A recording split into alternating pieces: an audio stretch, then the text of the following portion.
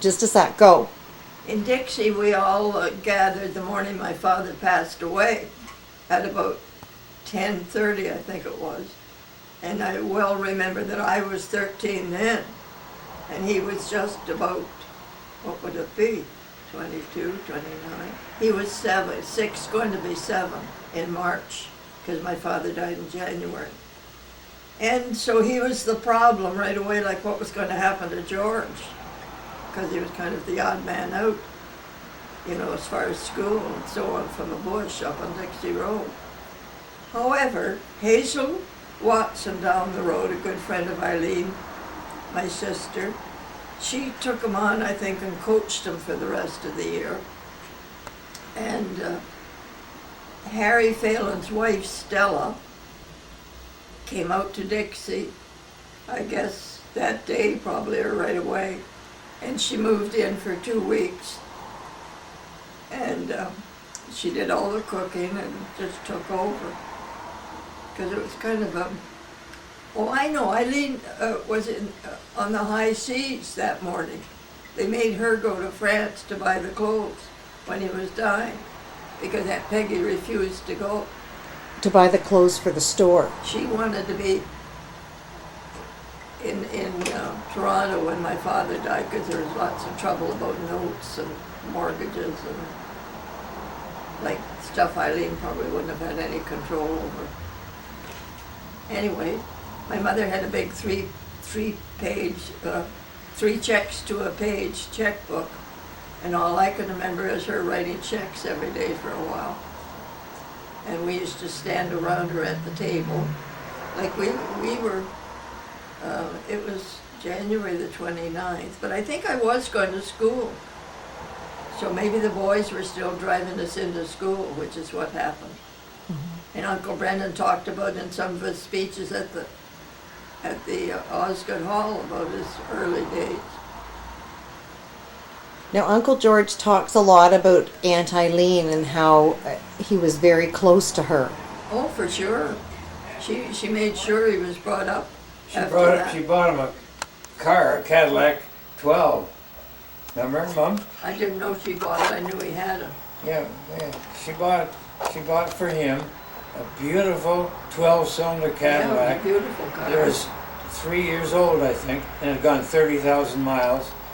And George mishandled it so badly that it was a wreck within a couple of years.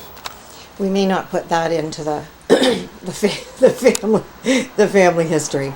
Well, this was 1929 in January, and the following summer, I think Aunt Peggy allowed that we go up to Belmont House and live in Mrs. Fairhall's cottage,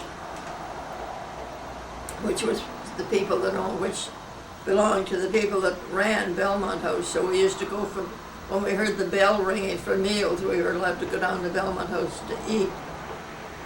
And we did a lot of games and stuff up on the hill, but we also joined into all the Belmont House sports and rowing and canoeing and all that kind of thing. Now, what was Belmont House? A summer hotel on the lake opposite Elgin House, where Lake Joseph Golf Club is now. Right.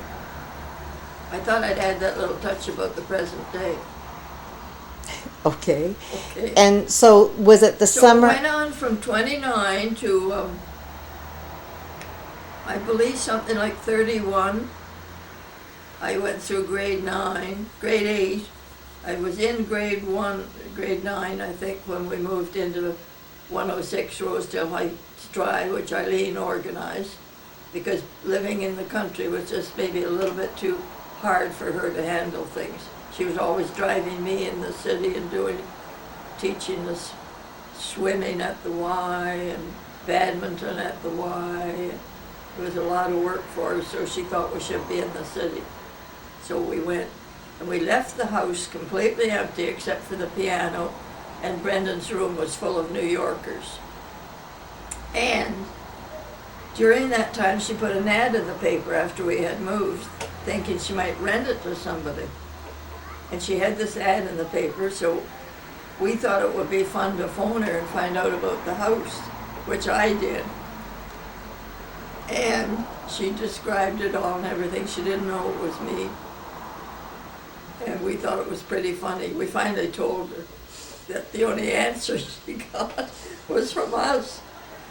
And so that house stayed sort of like that, with Alma McGing and the neighbor living on the second floor to kind of keep it from being wrecked.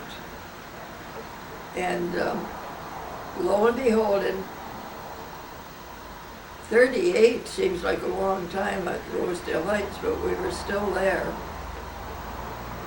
When Aunt Moll, who lived in Ottawa, her husband died, leaving her with a car and very little money, or maybe a little bit of money, but he was pretty selfish.